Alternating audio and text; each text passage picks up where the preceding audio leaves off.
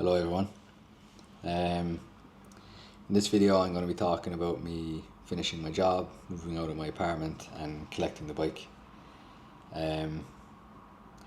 Before I get started, I just want to say thanks very much to everyone that subscribed and left comments and likes in the last video. I'm completely blown away by the amount of people that have actually written to me. So yeah, it feels pretty cool, the amount of people that have reached out. So it's very much appreciated. So here's the next video. This trip was always a long way in the distance. It went from many months away to a couple of months to a week, then a day, and then the next thing I'm giving my last handshakes and hugs to colleagues and clocking out of work for the last time. A construction site in Copenhagen, Denmark, I'd been on for 19 months. I'm then packing up all my belongings and moving out of my apartment. This is actually happening, but it still really didn't sink in part because I've had little to no time to mentally prepare for the trip.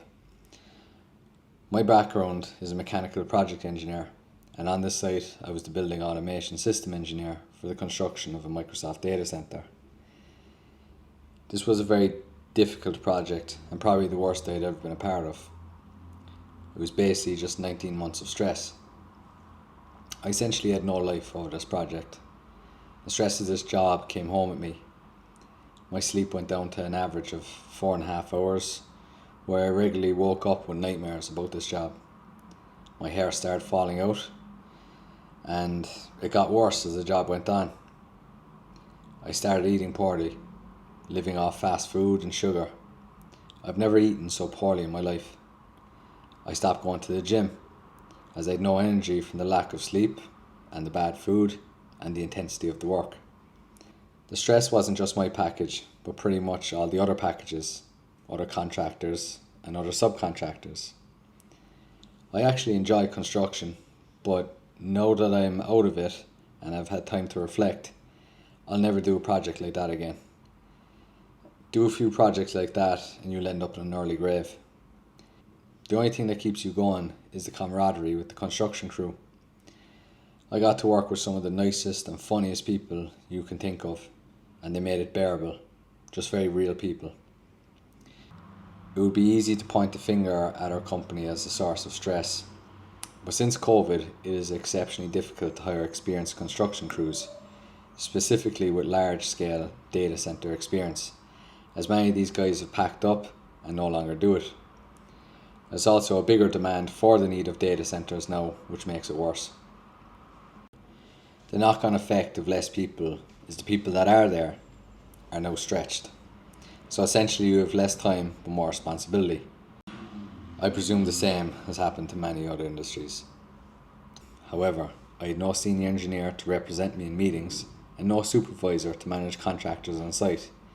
I had to do it all, and when contractors went home, that's nearly when my job started. One day, with my head down on my desk, I felt terrible. I hopped into the car and I drove home on the motorway. I remember seeing a lot of cars stopping abruptly on the motorway and slamming on their brakes. I remember looking in the rearview mirror and hoping someone would crash into the back of me so I didn't have to go back. I went home, slept, woke up after a little bit, was riddled with guilt for not being at work, so I drove back into work, still feeling like crap.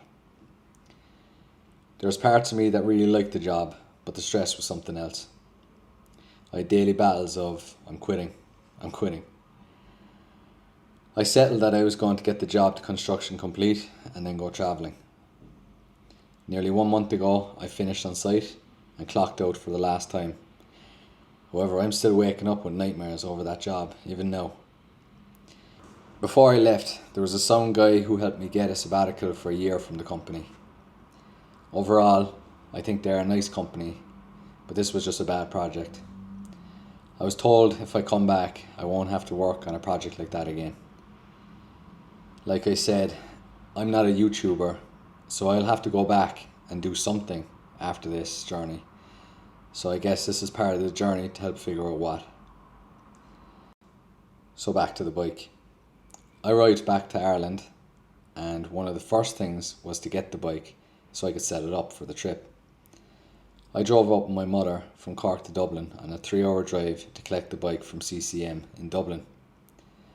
When I got there, I saw they put on the pannier racks, the sat-nav mount and wiring, the handguards, the foldable mirrors and the bash plate. However, there was a problem. It wouldn't start. The engine was turning over, but it wouldn't fire up. Slowly but surely, the voices of everyone that laughed at me for picking this bike started creeping into my head. I was starting to pester the mechanic Keith with questions. Is there fuel? Is the kill switch on? Is the sight stand up? Is the clutch in? Is it in gear? Is the key with the immobiliser in it? Still the engine turned over, but it wouldn't fire up. I'd like to say I was mentally cool, calm and collected, but all of my insecurities about this bike choice had come into my mind. I started to think, is this a sign of things to come? Aaron and Keith were unsure what it was, but had to start dismantling the bike by removing the tank to see what's up. They seemed pretty calm, but I could tell my presence was doing no one any favours.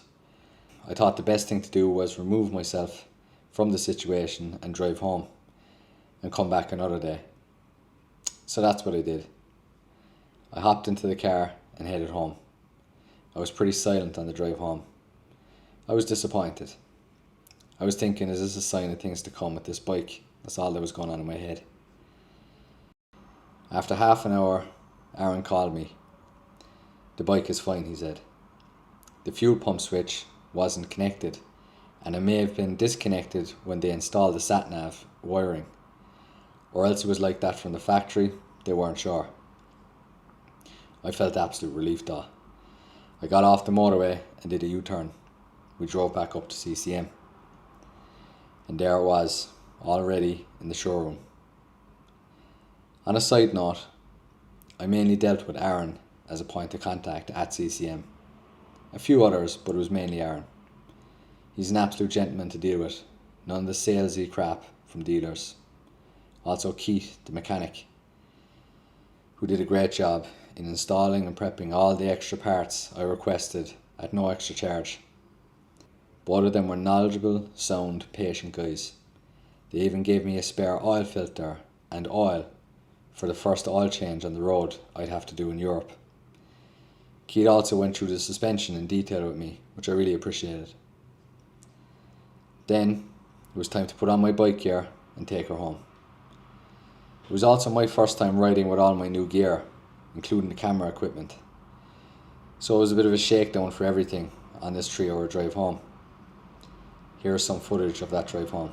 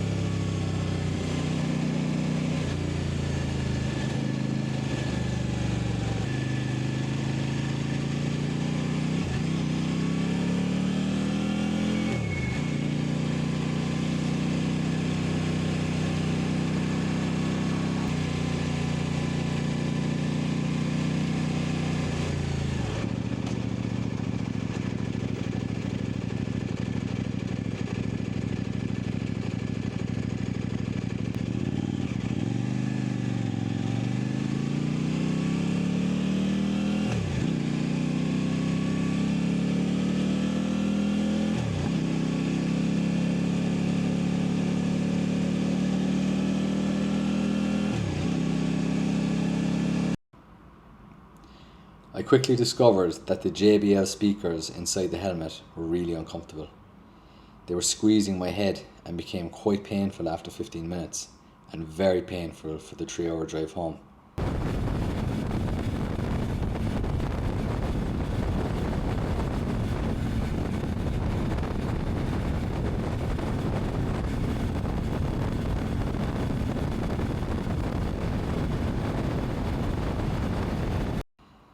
I also noticed the headlights. They were pointing up and blinding oncoming traffic. I got flashed quite a lot of times. I had no idea how to fix that and just wanted to get home, so I just continued on.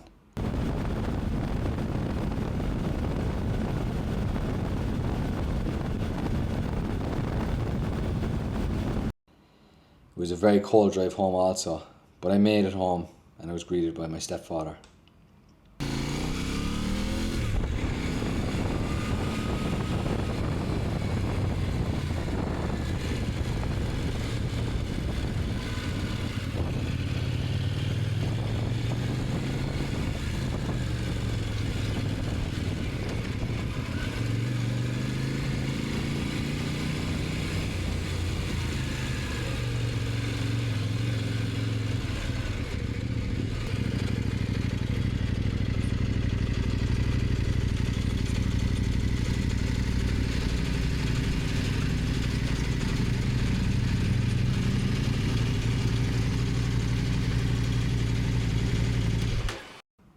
I forgot about the 360 camera, but it kept rolling to capture this moment. Alright, yeah, Gary's just after pulling in, my love. Oh, okay. Okay, I just wanted to let you know in case you were very concerned. Okay. Thank you, bye. How are you? Hello. Are you warm? Roasted. That's a good job.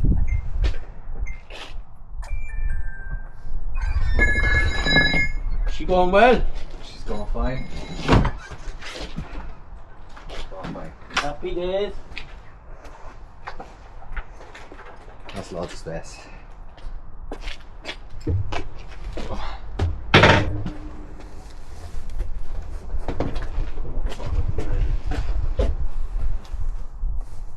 That's getting very big. That's right.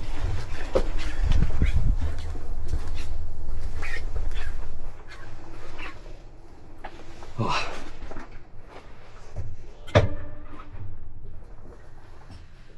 No. Is there any side stand on it, Gary? Yeah, obviously. There is, yeah. She's gorgeous looking. That's big in there. Oh, it's a beauty. Beautiful. Beautiful. Fuck. Thank you. I'm fucking day now. That's it, you are. It's been a long fucking day. Getting on the motor and all that. Was she nice? It's nice, like, there's shit around the motor that I hate around the motor. But, like, it's fine, like your hands are fine. It's just, I just fucking bait. And they. Jesus Christ. Stand on the peg. Really? Stand on the peg, yeah. That alright? Yeah. Fuck. Gorgeous. That's fat, is it? Yeah. Beautiful. How do you get off then? The same Stand way? on the peg, yeah. Fuck. Amazing, isn't it? Do you have to turn off the petrol or anything? There's none of that shit, no? No. She's fucking right there. Okay, everything honky dory, Gar? Yeah.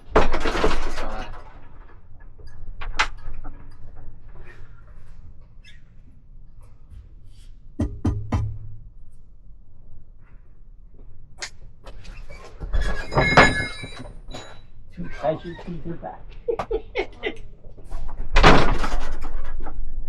I hope you liked that video. Please follow me for my next video where I'm setting up the bike for the trip. I'm packing everything I'm taking with me, and I say goodbyes to everybody and I set off. Cheers.